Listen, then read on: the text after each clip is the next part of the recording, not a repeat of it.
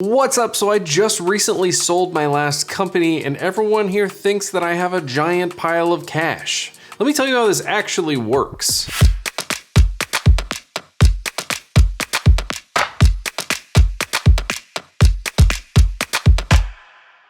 So for those of you that don't know, I started a company called Greenbits about 7 or 8 years ago. We built a cannabis point of sale system.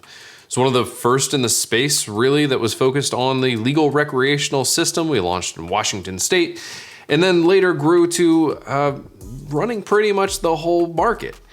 And that company's done really, really well over the years, and it was just recently acquired by a company called Dutchie, who does basically e-commerce sales for the space. Now, the partnership's gonna be amazing for the two companies, but that's not why you're here. Now, they bought our company and then later raised, by later I mean like a couple of days later, raised at a $1.7 billion valuation. Now, when you look at that and you think about owning part of the company that was acquired and now you have stock in that new company that's raising at a massive valuation like that, you might think that, wow, that's awesome, I'm rich. Give me all my monies. The monies. Nope. I keep waiting for him to walk it in the door, but it doesn't work that way. You don't get big piles of cash. In all honesty, you're gonna still have that same old paper monopoly money that you had of your startup equity.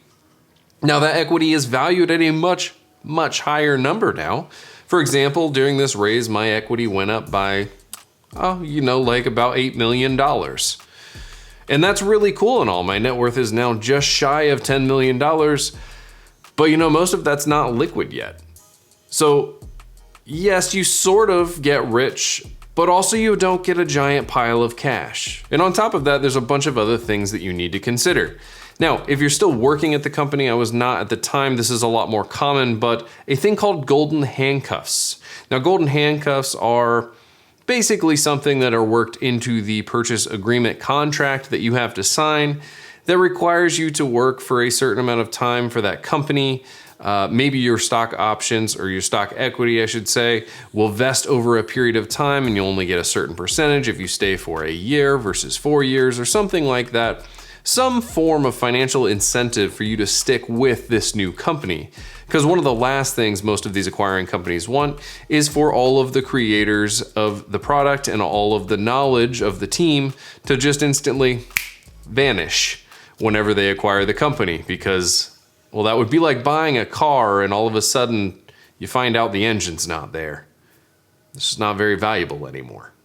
Now, outside of golden handcuffs, again, depending on your level at the company, if you're high up at the company, a founder of the company, still working with the company, you may know some information about this deal that you're not supposed to be talking about. Now, that's not the case for me. I stopped working for Greenbits about 2.5 years ago, and I just don't have very much inside knowledge of things. In fact, I sort of accidentally found out that this deal was gonna be happening.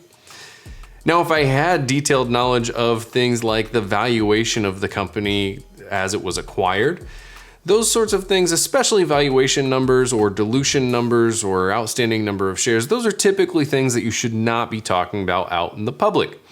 Now, they're good numbers to know for your own personal finance reasons, but it's not something you should be sharing. So if you've ever seen me talk about an acquisition or some deal coming up or something like that in the past, you'll notice I've been pretty, let's not talk about it. Even when I talk about valuation numbers, typically you won't get both sides of the pie. You won't get the number of shares and the value. You'll just get one or the other, because with the two, you can piece together a lot of information that most private companies don't really want out there. So we don't talk about that. Okay, cool. So my net worth is now just shy of $9 million. We sold our company. We're now worth millions, billions maybe even. How do you liquidate? How do you get any money? Now, in startups, there's a few ways that this happens. I'm gonna say, for the purposes of this video, there's gonna be 3 ways. The number one way that this happens is you IPO, whether that be through a SPAC, a direct listing, or an actual raise of capital IPO. An IPO is probably one of the most sought after and typically thought of ways of getting liquidity out of your private equity in that startup. Now, whenever they IPO, typically there's a lockout period or something like that of like 30, 90 days, somewhere on the order of that you're not able to sell your shares. And after that, you just hope that it didn't go horribly, horribly wrong and plummet to, well, nothing. Typically, that's not the case, and then you can sell in the public markets just like you would sell any other stock like Tesla, and you're good to go. Now, one of the other methods of liquidity is actually an acquisition. A lot of times in an acquisition, it is a either full stock or full cash or partial stock and partial cash deal, which means that a percentage of the company that they buy is going to be X% in cash, X% in stock, and oftentimes some of this is even individualized down to the actual stockholder. For example, in our case, when we were acquired, we were able to choose a percentage of our stock that we'd like to cash out. Now, that cash out was at the price of the acquisition at the time, and I did not cash anything out because I believe in the future of this company. And, well, after that Series B, it went up quite a bit. So that's another typical method of liquidity. And the last method of liquidity, which is a lot more difficult to pull off, is a secondary sale. Now, what a secondary sale is, so a primary sale would be effectively a sale of stock on public markets. A secondary sale is, well, basically the exact same thing, except in private markets. Now, this takes a lot more work and a decent amount of luck. So the first thing you need to do is you need to find someone that's willing to buy your stock from you. That's difficult sometimes. The second is you need to get them all of the information that they need in order to do due diligence. That can be very difficult depending on your position at the company, because if you're a very small shareholder in the company, you likely won't be able to get the financials that they need in order to do proper due diligence. The next thing you need is you need to come up with a price to sell your shares at. Now, there's different prices for preferred shares versus common shares, and some investors only want to buy preferred and some don't, and all this and that.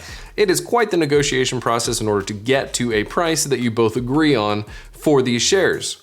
And then on top of that, most shares have what's called a right of first refusal, which means the board of the company of the shares in which you hold have the right to refuse certain deals.